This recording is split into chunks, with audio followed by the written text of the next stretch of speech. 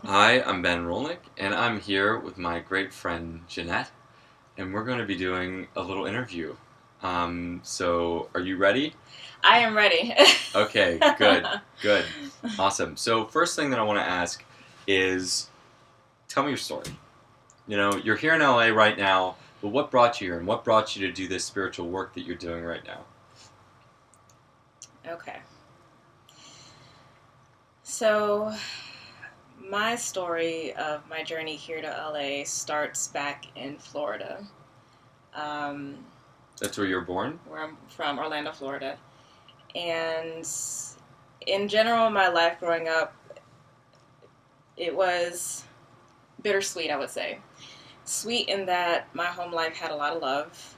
Came from a single parent family, so it's just me and my mom, and eventually my two younger brothers. Um, and that provided a lot of love because it was just the four of us for a lot of that time. But the bitter part of that was growing up with a lot of financial stress. Um, having a tough time making ends meet, and um, of course, stress with school and going through puberty and like all of those things, and me being the oldest child, having to be into that position of taking care of my youngest brothers and like all that stuff. So While going through puberty, you have to cleaning your face like 10 times a day. yeah, yeah. So I mean, it was interesting experience growing up, but I would say that over the years, like my light kind of diminished, and my ability to kind of fight back against the stress. Um, it's I started to lose that battle, so to speak. Um, when I eventually got to college, I went to college in St. Louis. Um, Things got a little better initially the first year or so because it was a new experience. I was around new people. I got a chance to forget, but each time I go back home, I just kind of drop back into the negativity, into the stress, and all of that. Yeah, it's And so easy too, right? yeah, You enter into that yeah, old environment, and they expect you to be that old person, and they can create it in you. yeah. I mean, it's not even so much that I was experiencing pressure from my family. It was just nothing changed. Like I was in an environment that was different, but when I got back home, it's just like, no, this is what reality is. And so I was living in two different worlds. Um, and and So they haven't changed at all. oh yeah, they definitely have grown over the Okay. years. But during those first, those 4 years of college, not so much because at that time, my brothers were probably going into middle school, so they were still very young. They were going through their own changes, and um, my mom had her own stuff going on, so it was just a lot of stress. So it compounded, things at home, and I got to a place coming into my senior year in college where I had what I call my divine encounter. Divine encounter. Divine encounter. Now, are divine encounters one-time only things, or do they happen all throughout our lives? um, I would say your divine encounters, they can be encounters with people or actual events. Um, and there's two different types. There's within that. So you can have your divine encounters with God, and I think those who are on a spiritual path that are very connected to developing a personal relationship with God, they're constantly seeking that divine encounter because when you're in that space, everything gets answered. But for these specific, like life-changing divine encounters, where before you were a different person and after you're a completely different person, those type of divine encounters. Um, those happen in very specific moments in life, and they are either set in motion because of things that you've intended for your life to unfold, or you've gotten yourself in a situation where something has to happen to make sure you get back on path. And my case was the latter case, Yeah, where please. I had gotten to the place where I was about to finish college.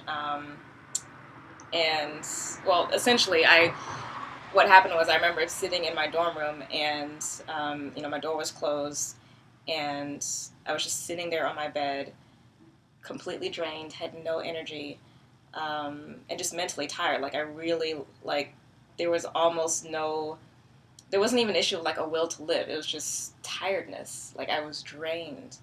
And I remember hearing the people outside who were on the same floor as me in the dormitory. They're outside having fun, and I could hear the joy in their spirit. And there was a moment where I felt and heard the voice of God step in and literally stop time and stop me and stop everything, and say, "This is almost over." And it shook me to my core because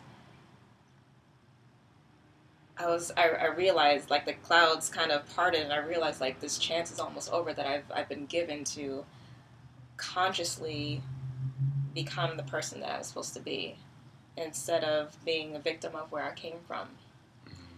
And in that moment, in that encounter, there wasn't any judgment. It's interesting. There wasn't even a feeling of the emotion of love. It was just clarity and presence, and that was it. Like there was no emotion there per se. And when I say no emotion, it's not in a cold space. But I really believe that when you encounter God, there is just the fullness of what God is. There's no there can be like joy and light and everything, but it's just pure peace. It's just pure clarity. And in that space, I got the understanding that, I was suffering from depression. I needed to get help, and that help needed to be comprehensive. So I did, all the traditional things, seeing a counselor, going on medication, seeing a nutritionist as well, and going on all of that. And then also doing the spiritual aspect as well. So I started doing Reiki energy healing on myself. Were doing you trained yoga. in it, or did you just No, feel it? I went online and I was like, what is this? Because I actually found out about it from a book by Dr. Christian Northrup. She wrote a book called Women's Bodies, Women's Wisdom. And I actually found out about her through PBS. Love PBS because it totally opened me up to like so many things. Yeah. And she had some great new ideas about, womanhood and like the woman's cycle and how that is an opportunity to grow spiritually and use it as a spiritual technique. Yeah. And then just, this, I didn't even know what yoga was. Like, so in one of the back sections in the book about, different therapies, she would go through a list of all these different things to do, and like things I didn't know, I started researching. And so I found out there was a yoga class as an elective at school, so I started taking that. Whoa. Yeah. So I started and just like had no concept, and that's the best place to be when you don't have any information and you can come up without expectations about it. That's when you really have growth. Why? What do you think happens otherwise? What's the flip side of that? Well, I think when you have an idea about something, you can kind of tailor it to what you think you should be experiencing. And that especially holds true when you deal with things in the spiritual context, because if someone is telling you, if someone's telling you that chakras look a certain way in the body and they're associated with a certain color, you are automatically program that in your mind, and so you start looking for it, as opposed to actually discovering and opening up your own mind's eye to seeing what's there. And you may end up coming to the same conclusion, but the thing is, when you immediately go to what someone tells you is true, you automatically give up your power. And you automatically lose the opportunity to discover God in your own personal way. Oh, wow. Wow. And it's so simple, but it's just, you don't think about it until you've actually walked the process of deconstructing yourself and questioning what really is mine and what someone else's. In terms of like, for me, like I am, Black woman. So ideas about my hair, ideas about skin color, ideas about what my body should look like. And it's subliminal stuff, and those are things that are surface, but, when you get into things that are, more important about, living your life, what is success?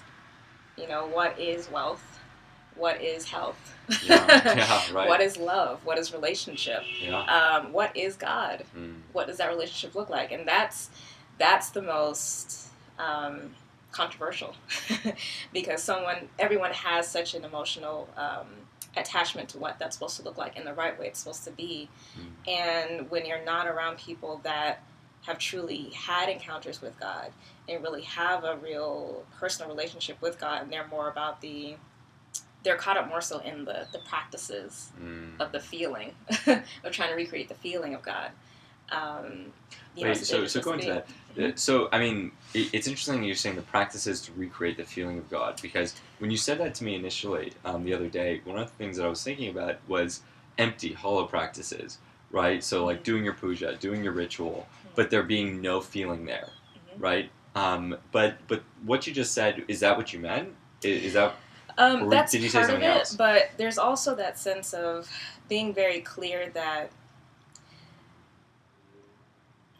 your emotional experience of God is a gateway to God, but elaborate on that. That's not the reality. So, and this gets into, we were having a discussion about, being able to be clear about what things are in alignment with your highest good, and having a difficult time being able to discern that, because fear and all this stuff comes up to sabotage or divert us, and we don't know what's the true self that's making the decision versus the personality self that's there, because those will give you two different motivations for doing things. And so when the reliance is on emotion as the end all and be all, as opposed to the vehicle to get to God, that's where the danger lies, because in emotion there is still inherent polarity. So, if you're trying to feel good because that's supposed to feel God, you can't feel God then if you're feeling bad. And if you don't understand that God is also in the feeling bad, and honor that, and not denying that, and just sitting in whatever space that is and using that as a vehicle to get to God, as opposed to the state of denial, that's where that can come from. Yeah. Wow. Yeah. Because I think what's really interesting is that if you think about the dark night of the soul, so to speak, right? Oftentimes that seems to come from a feeling of abandonment. Okay, so you feel not happy anymore. You feel like, and by the way, like the sun is sort of really punctuating our conversation. Like I start talking about the dark night of the soul, and the cloud kind of like starts coming, and and you start talking about your childhood, and the sun comes up. Yeah, see, look, it came back up. I mentioned it. Obviously, somebody loves you. I am loved. Yes, you are. So what I'm curious about, right, is that if you find yourself in that situation, there's a lot of despair that ends up arising, because you go like, well, I don't feel good. So obviously, if I don't feel good, I'm not being loved right now, right? So God isn't here. There is no God. Blah blah blah. You can go down the line. So my thing is the path to. Well, let me back up. Honor first what's there, because I truly believe that the path to deconstructing the false self and being true to the true self is through truth, is through honesty. Okay? You don't need to be neat for God. You don't need to be what? You don't need to be neat. Neat. For God. Neat. Like, you don't need to come, all prepared and all together to be in a space with God. Like, it's just... Those are things that we do to help ourselves mentally prepare. But if you're in a space and you're really grieving, then grieve. That's true right there. And disallowing that, it actually ends up locking that energy in the system. And so if you want to actually be able to release it, the only way you can release it is to actually let it be there, let it be present, create in whatever your spiritual practice is, create a space for that. So, if you work with crystals, you may, create a ring of crystals around you that will help to generate a field of love energy to maintain that, or something that will help clear whatever shows up. And then sit in that space and grieve and cry and get angry and do it fully, so that there's no residual energy that's left over. Because if you're like, okay, I feel bad, and your feeling badness is like on a 9 level, but you only express it to a level of 3, you have 6 of the units of expression that need to be used. Okay, so it goes somewhere. Yeah, it goes somewhere. So why not honor yourself, give yourself the space and the sacred energy to let it be expressed in a healthy manner. And so what exactly is the healthy manner? So just letting it show up. So, for those who don't have a spiritual context they come from or a spiritual practice that they're using, then you would need to work with someone that is, a healer or a therapist or whatever to help you in that, because some grief, some pain is too big to hold on your own. And if it feels like it's overwhelming, if you feel like you can't handle it, then you need to reach out and get help and let someone hold the vessel for you, or even literally hold you while you go through what you need to go through. And it needs to be someone that obviously is trained to do that, so that, once that energy gets emptied, then you can replenish what needs to be replenished. And that process of grief and pain, it may go on for a while, because, it matters it depends on what the issue was. Like, if you just lost your mother, you're not going to get over that in 24 hours. That's a life connection, So that honoring of the grief space, of the pain space, may take a year or 2 or 3. And that needs to be okay. That doesn't mean that you are, you're defective, that you haven't gotten things spiritually. I would actually say, you can look at it as the depth of your grief is a mirror of the depth of the amount that you loved. Oh, wow. That totally flips it. Yeah, it totally flips it. Because then it's like, oh, I'm grieving because I love so much, as opposed to I'm grieving because I can't master myself enough, or I'm not spiritual enough, or I'm not strong enough, or anything like that. Yeah. And, at the end of the day, what I think that this inherently comes down to is your basic belief about what God is and what life is. Please. Because if you believe that you have to do something different or be something different in order to, quote-unquote, get to God, or to, quote-unquote, realize God, then your experience of it is going to have a very specific framework. But if you believe that it is all perfection, that God did not make any mistakes, which is radical. Because no one teaches that, really. Yeah. No one really teaches that, because immediately it's like, well, no, I have to do something. I have to change my mind. No, you have to deconstruct what you've picked up from other people, but there's something wrong with you. It's just noticing what's showing up that you've taken on as your idea or your mindset, because you didn't know there was something else. So it's like, if you take someone that, well, all of us, until you're actually exposed to someone who thinks a different thought about, say, how to make apple pie. You've been taught. That's not where my mind was going, but okay. Apple pie. It has to relate to food. It has to relate to food, sure, right? Sure. Okay.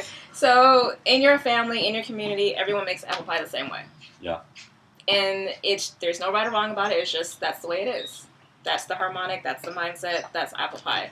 And then you might meet someone 20 years down the road that doesn't even make it with apples. Yeah. So they're totally different. They'll use a different, even just going from a wheat crust to a rice crust. What is that? Whoa. Can that be the same? And it's different, but it's not. And then you have to deconstruct, okay, well, what is this thing that I'm calling apple pie? Yeah. And that's with everything about us. Every single thing. So if you're growing up and you're always in a context of, okay, we have to do these spiritual practices to vibrate at a higher level so that we are more like God. Then, if someone comes up to you and says, you don't have to do anything, you are a pure and valid and loving and wonderful and joyous and vital expression. Hello. Thank you. Of God in and as you are right now, then it's like, what?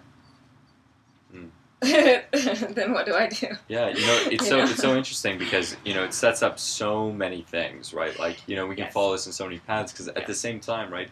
I know for myself, like a real challenge has been recognizing other people as being legitimate, authentic teachers, even though they teach something that's totally contrary to what I thought I believed.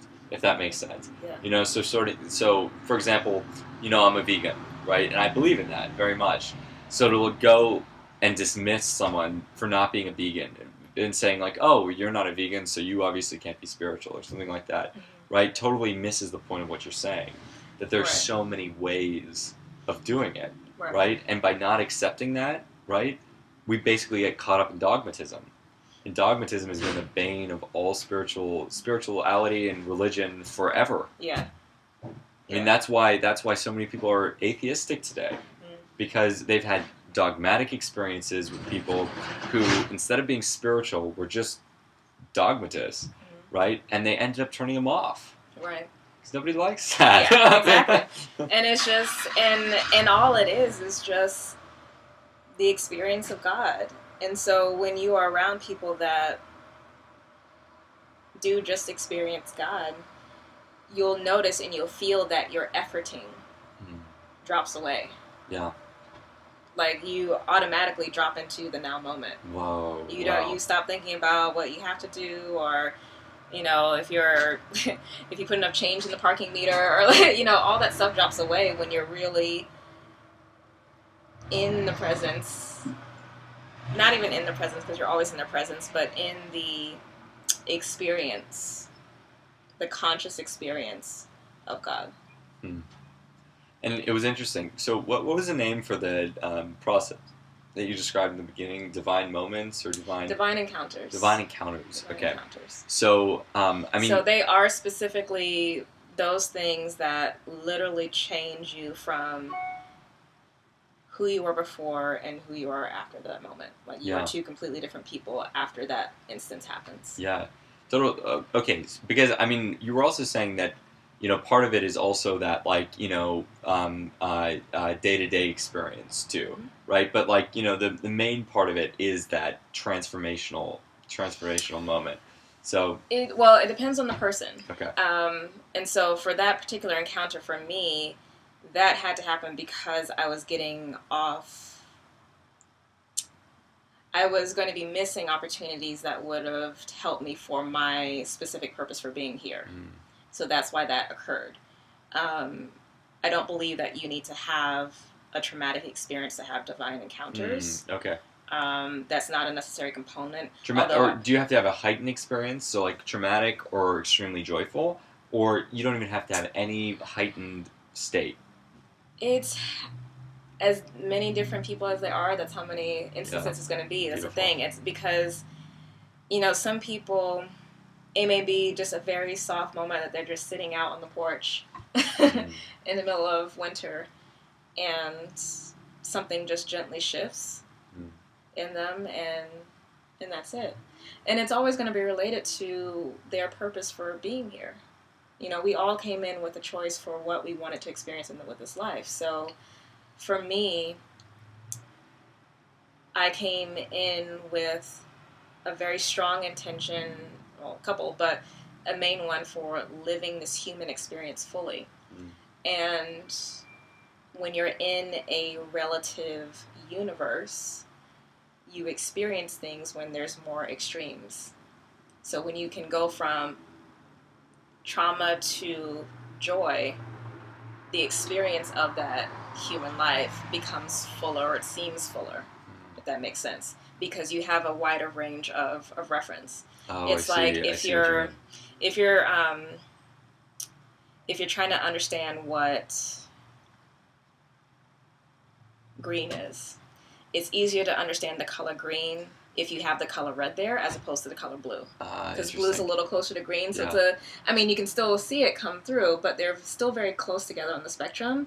But if you're at red, if you go from red to green, like that's a nice dichotomy. So, it just depends, and so that's what I have chosen to come into. Yeah, so let me ask you a question about this because, for this divine encounter, the one that, had made a significant shift in your life, I'm wondering, before that, were you a spiritual person? Were you someone that, had a relationship with God, or only afterwards? I was always drawn to spiritual things.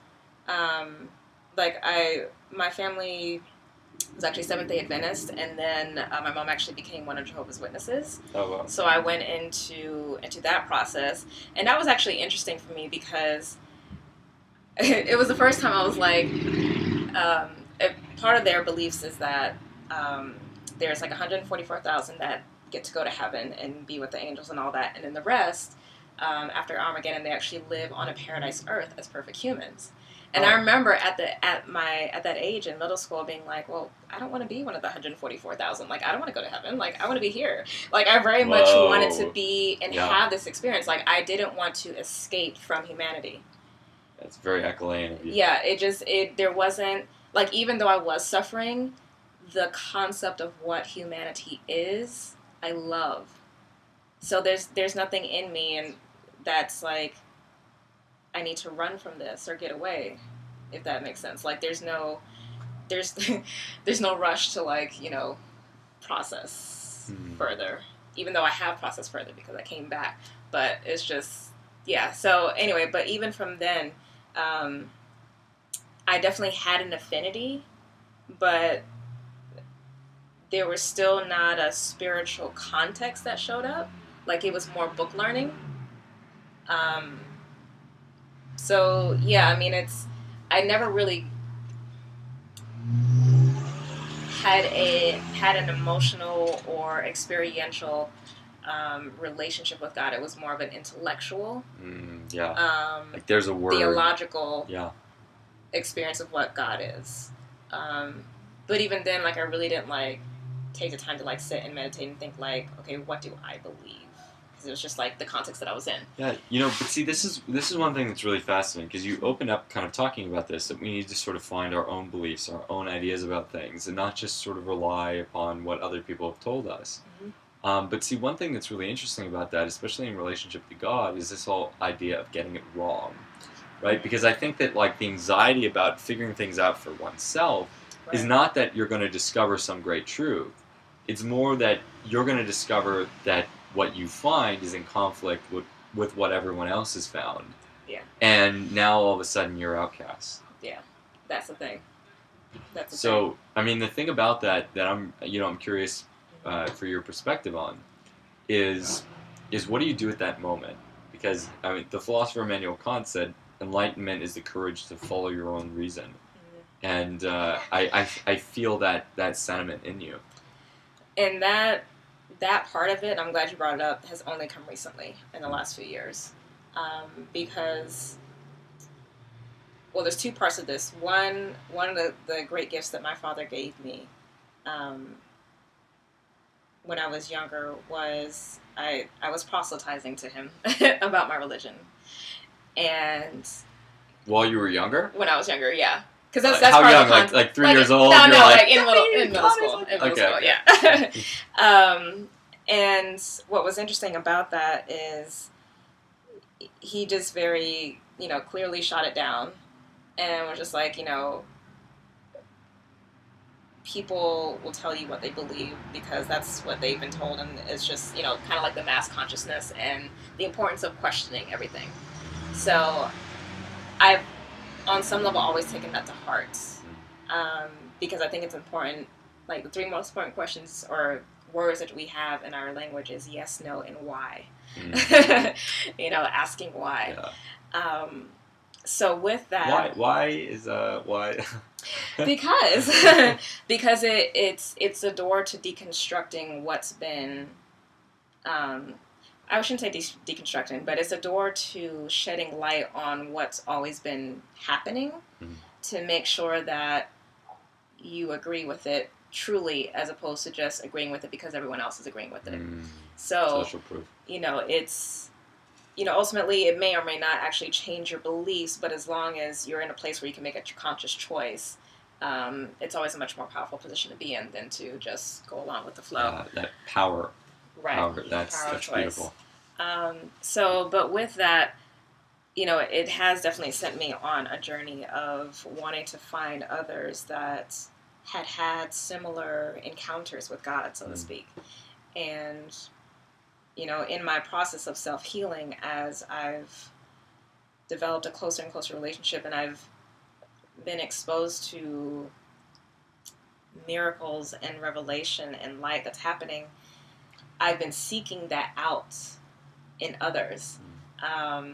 And always still in a group context, because it's like, I want to be able to have community in this. I love this relationship that I have with God, but then there's that, I want to share this too. Like, I just don't want this on my own. And it's tough because I've had to face the fact that whether you're, the same issues that will come up in a quote-unquote spiritual group are the same things that show up in a more regimented religious context. Whereas... What are they? So, being more concerned about the practices than the actual experience of God. Interesting.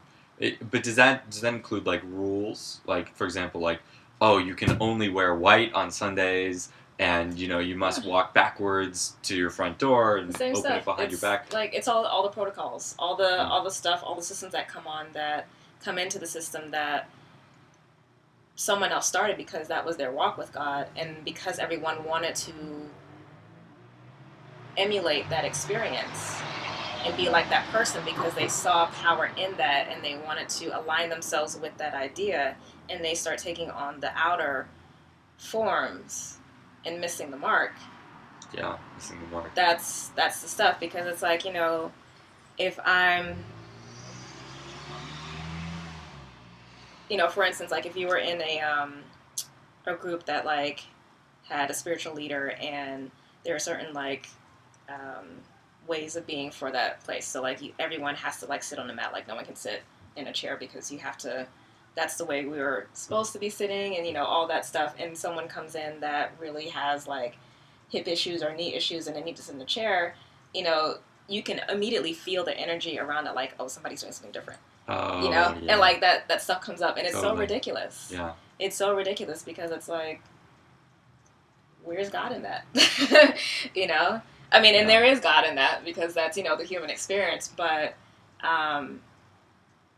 even that, where's the getting focus? caught up in that, like, is just, that's the humanity of it.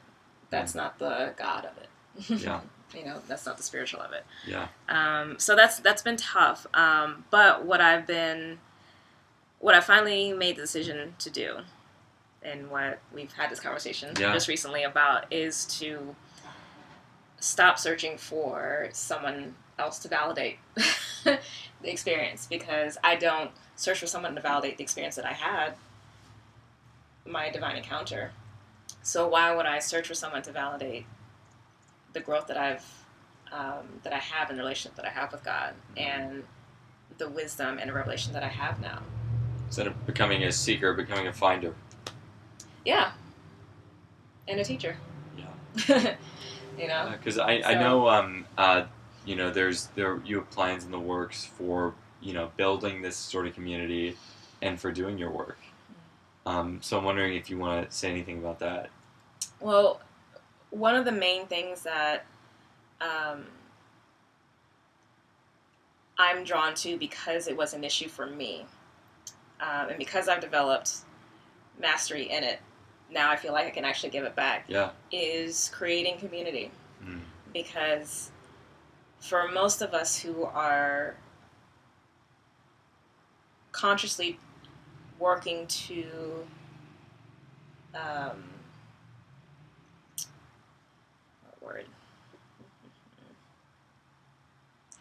be more effective in our purpose, and increase our sphere of influence, and really take part in life, really take more of a leadership role in not only our personal lives but in the community at large, and really creating a brave new world.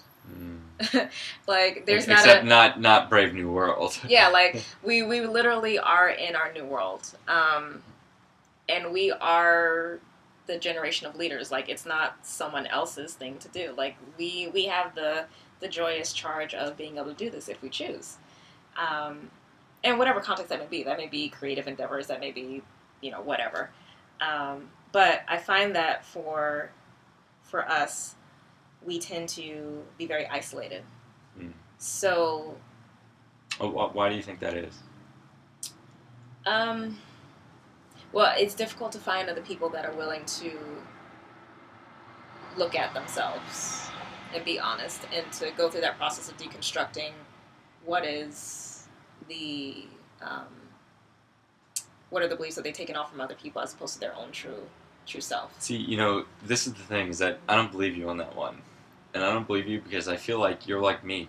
I meet people like that so easily, right? And whenever I meet someone who says that that's not easy, right? Oh, no. It's for those who don't think that they, like, my work is to bring those people together and say, you do have connections. There are people out there. Yes. Because I think one of the things is, like, even from just, like, 5 or 6 years ago, I wasn't seeing, because this change has happened so fast, it's, it may seem like a long time, but it actually has been very fast, a transformation.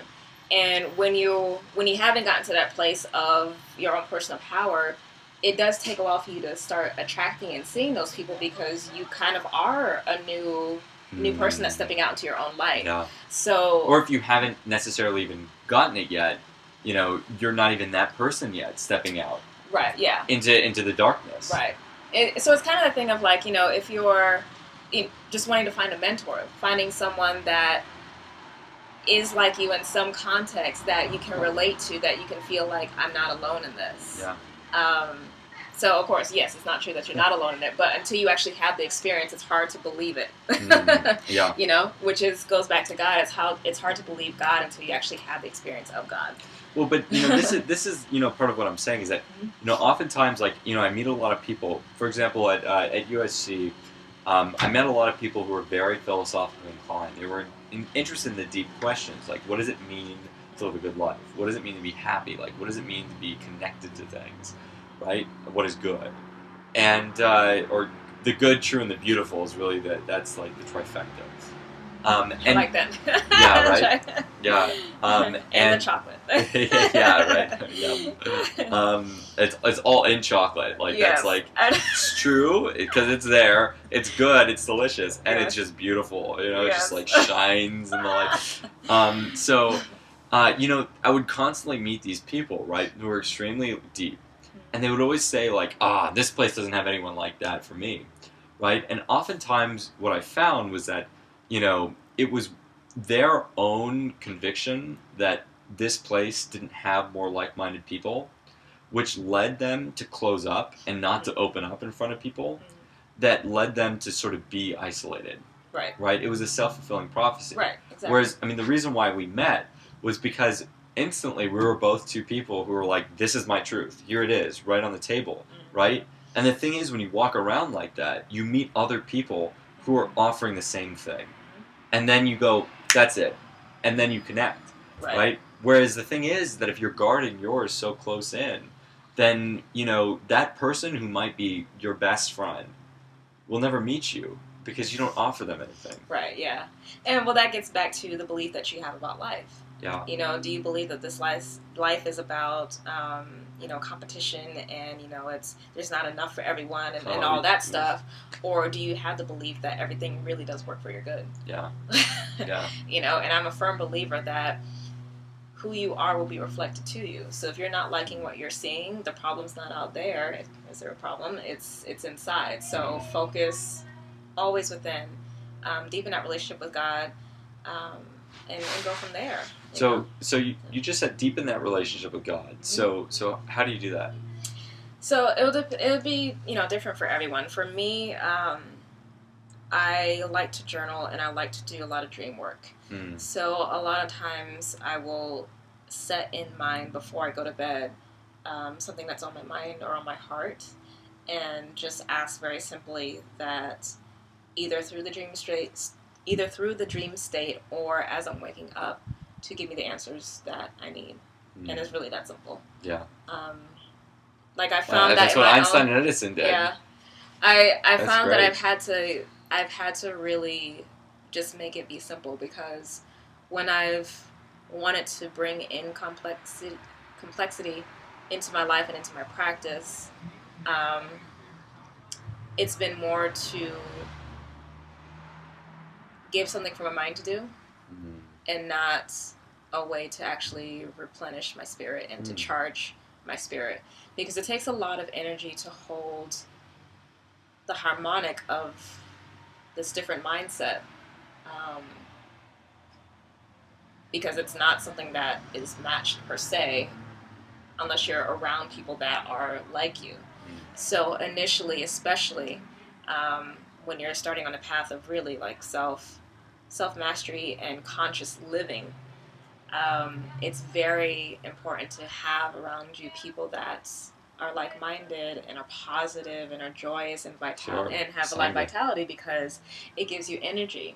Yeah. And as long as you get that energy, it makes it easier to keep yourself up, to keep your mind clear. It's like you're kind of lifting yourself out of the clouds of darkness that kind of like shine the light a bit. but it's so true. I mean, have you ever had that experience where you're hanging out with a group of friends who you really connect with, and you're talking about really deep things, and then when you look at the clock, it's like 3 o'clock in the morning, and you have to wake up at 8 o'clock in the morning the next day? Yeah. And then they're still there at 8 o'clock in the morning the next day, and you wake up with them, and you start talking again, and you're just like, whoa, You're still up. Full energy, yeah. Yeah. Yeah, exactly.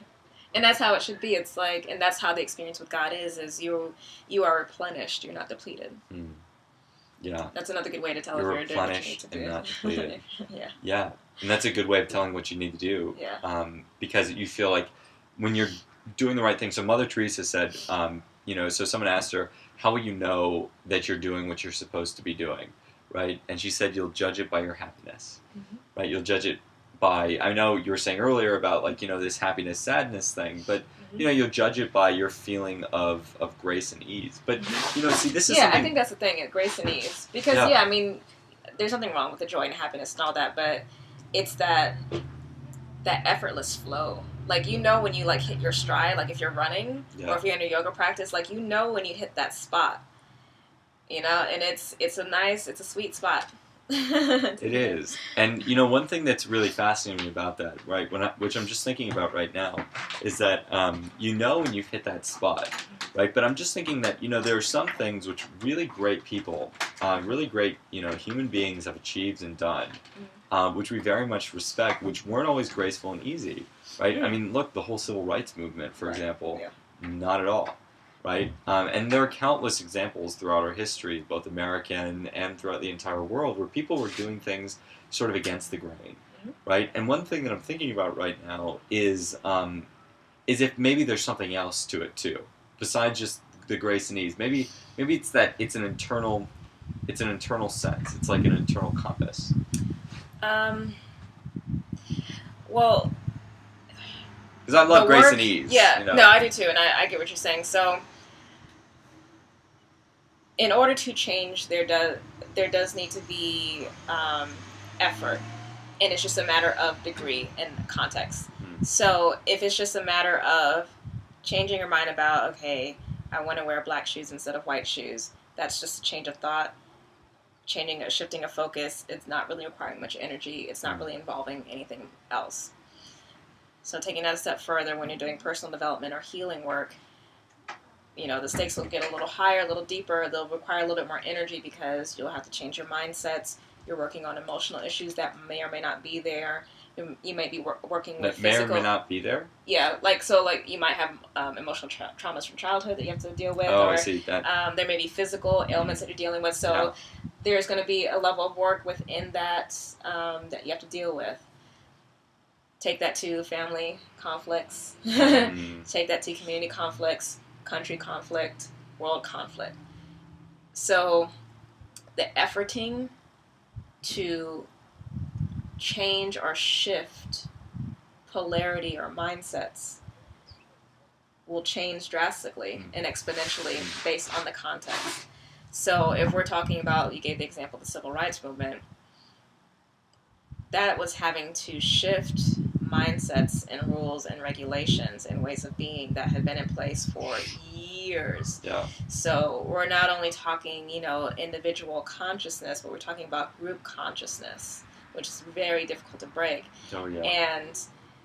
But even then, for just the amount of years that was put in, look at the amount of change that happened out of it. Just taking those years versus the amount of years it was counteracting, it still was small, in that context. If you're talking about, when America first started to all the way up to like the 1960s, that period of 1960s, that decade, if we're going to just get it down to like that period of time, that amount of, blood, sweat, and tears and fighting and efforting was powerful enough to start shifting rules, regulations, policies, mindsets that had been in place for hundreds of years.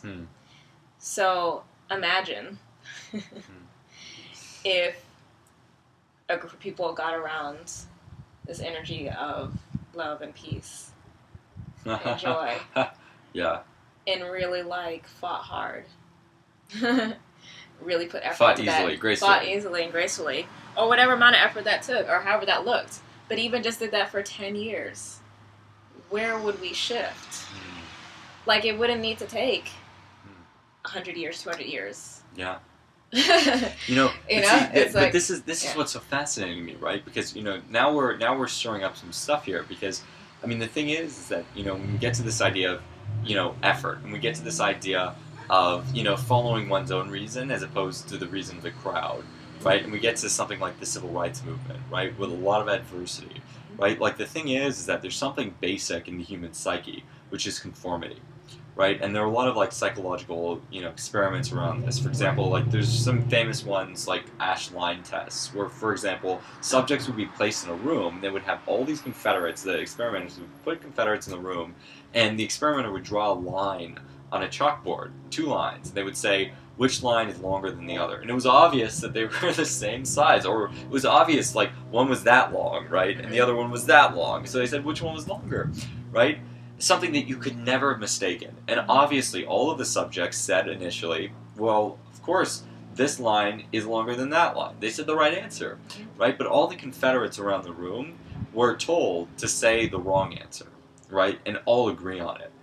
And what ended up happening is that a large majority, around 75% of the people who were the subjects in the experiment would end up sacrificing the ideas that they knew to be true in that moment in order to agree with what the group had thought, as opposed to have persisted in what they thought.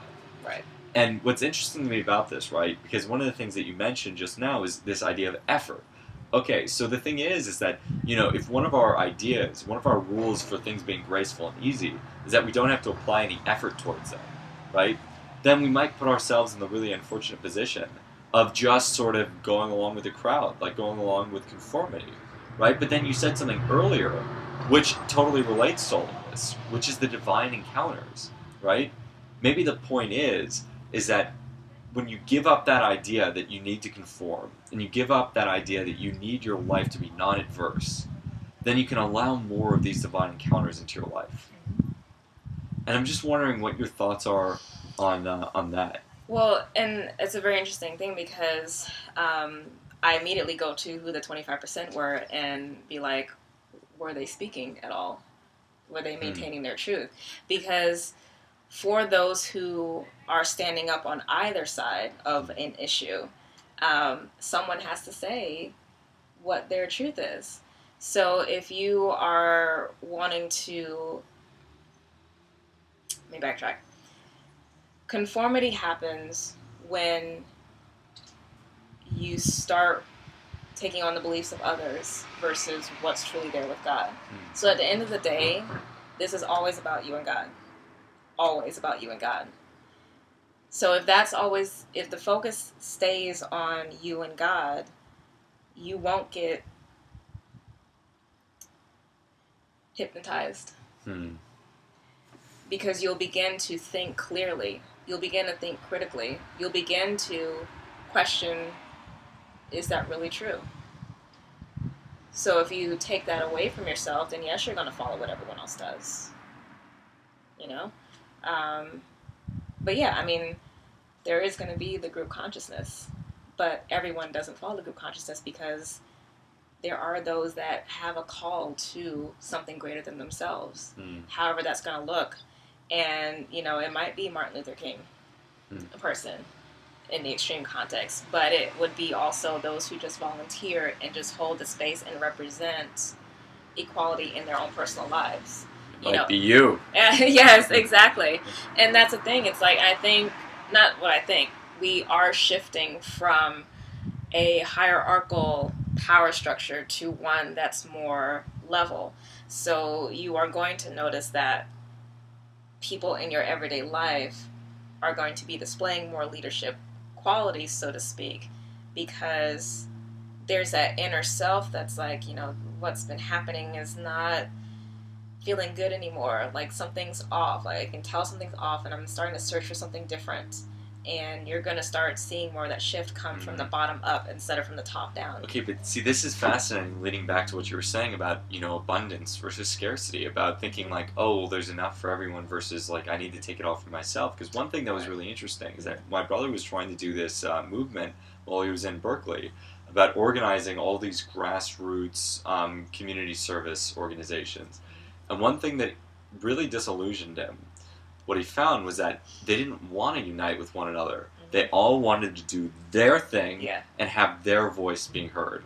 Right? So what's interesting to me is that I know what you're saying. Yeah, there are all these people who are popping up as leaders, right? But they're popping up as, you know, individualized, egotistical leaders who want it to be them, as opposed to, you know, the result that they're looking for. Right. Which is what I personally am standing in the gap for. So I am choosing to stand as someone that leads in the community. It's like an amoeba, right? Like spreading out its different tails. Right, exactly. Because we miss the mark if we still drop down into polarity thinking. Yeah. There it is. We have to stay in the realm of creativity, the God consciousness, the God I like mind. it. Like a polarity versus creativity. Yeah, I like that a lot. Polarity is relativity. Yeah. Polarity is the human experience. Yeah. Creativity. Man, woman, yes, no. Exactly. Hungry, full. Good, evil, all of that stuff. That's polarity. So the aspect of God that creates, which I call the Holy Spirit, that infinite spirit that is undifferentiated consciousness that moves through and informs every living thing, every non-living thing, that is the realm of creativity. That is the aspect of God consciousness that is tapped into all consciousness from time before to time in the future. You know, it can dip in and out of relativity, and it can float on top above relativity. Great. So I just want to ask you a few more questions here. So one would be, you mentioned earlier that, you know, you had many or a few miraculous experiences in your life. And I'm just wondering if you can, you know, share maybe one or two of them with us. Well, of course, the first one is a divine encounter. And then after that, it would be more healing experiences that I had happening in my body, or connections that would start popping up with loved ones. So, like, for instance, I remember when I was going to this particular church a couple of years ago, I was sitting in the back in prayer, and I could feel my body getting tired, like I was feeling faint, like my blood sugar was dropping. And I thought it was weird because I definitely had a nice big lunch. And, you know, I slept well, so something was off. And so I went outside, and I'm like, you know, I'm checking in with God. I'm like, okay, am I missing something? You know, something wrong inside that I need to look at. And then something came to me, and it's like, you know, Mom. So I called my mother, and I was like, are you feeling okay? And she's just like, yeah. And I'm like, I know my mom, so I'm like, no, really. Are you feeling There okay? it is, yeah. So is that surface, yeah, right? That yeah. wall. I'm like, I'm fine. I'm like, no, I used that when I was depressed, so no, you're not fine.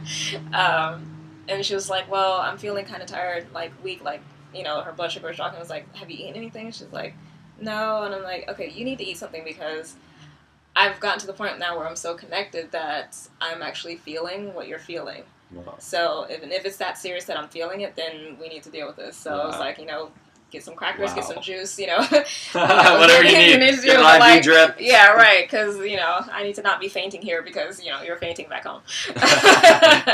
So having that experience of distance and time dropping away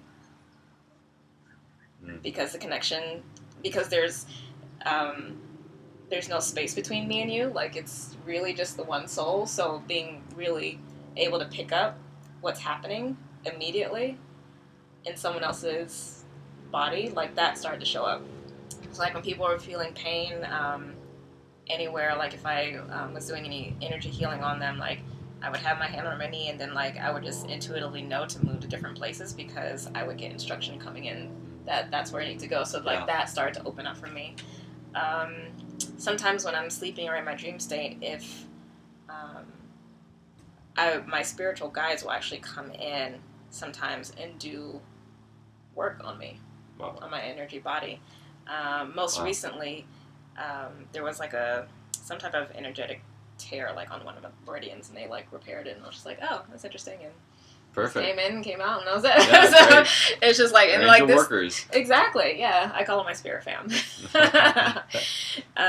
So yeah, things like that. It's just like little things that I notice that will just come up. But what I've liked about it is that I haven't gotten geeked out about it. It was funny. I was talking to my my energy healer, who I still work with sometimes, and I told her about some of my experiences, and she was just like, do you know what their names are? Like, anything about that? And I was like, no, I don't really care. She's like, really? I was like, no. I was like, it's not relevant to me doing my work here. Like, if I get to a place where I need to know and I need to work with them specifically and actively, then I'll do so. But I don't need it. And like, for what? Thank you for the help. And yeah, great. And moving on. Like, it's just so I'm happy about that. I can let it go and let it be natural instead of being like, guess who I, met, and, here's this great spiritual master that came and visited me, and it's like, why? Like, what's the purpose of that, really, but to get, like, an emotional or an ego trip from someone else. That's so cool. It's so cool that you can separate yourself from that. So, I know I asked you, but, I want to ask you here about your own personal spiritual practice and how you remember God in your own life and how you serve. So, as I mentioned to you before, I've found over the years that when I try to introduce complexity, why can I say this? I can't say it because it's too complex. When I try to introduce that into my life, it actually pulls me farther away from God because it immediately activates my mind, and I want to make sure I'm doing the process correct. So it takes me out. So usually what I tend to fall back on is deep breathing.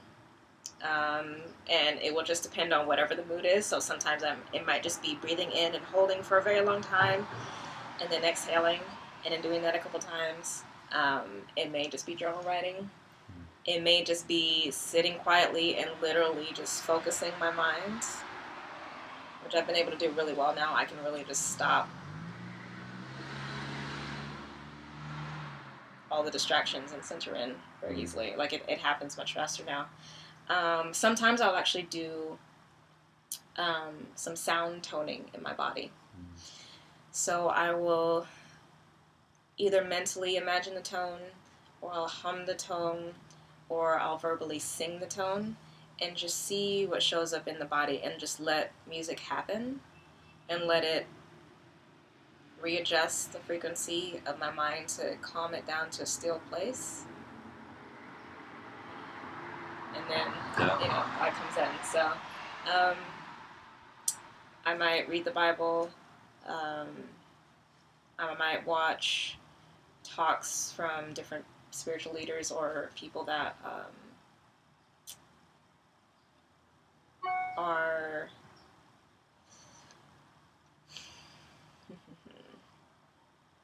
very real about the process. Like, I tend to not gravitate towards those who give a very, what I term airy-fairy experience, or telling of what God is. And that's only because of the traumatic world that I've grown up through, because I know that things are not that easy. I know that it takes time.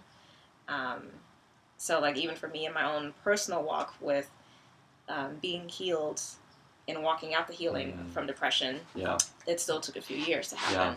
So I do say in that moment I was healed because I had a divine encounter. I had full instruction of what needed to happen in time. And I had the energy and the conviction from that experience and through the support of the Holy Spirit to actually walk it out. Beautiful. You know? Awesome. Yeah, thank you so much. And just as our last thing here, I'm wondering, you know, so what is your message to the world? Oh, the message. That it's okay. It's really okay. That you're not alone. And that all you need is courage. And if you can imagine and hold in your mind that all possibilities exist, and really believe that, your life will change. And I commit to holding in my heart space and in my spirit space an opportunity for any tears that need to come. Any pain that needs to flow through you to flow through you. And for you to know that someone has made it. Someone is on the other side.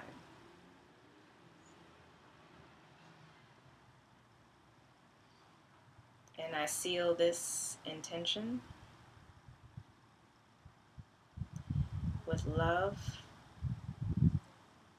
with assuredness, with power, with grace, with courage and vitality and utter joy for this gift that we have.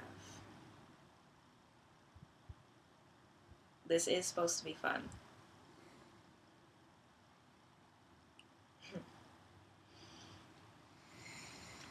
That was beautiful.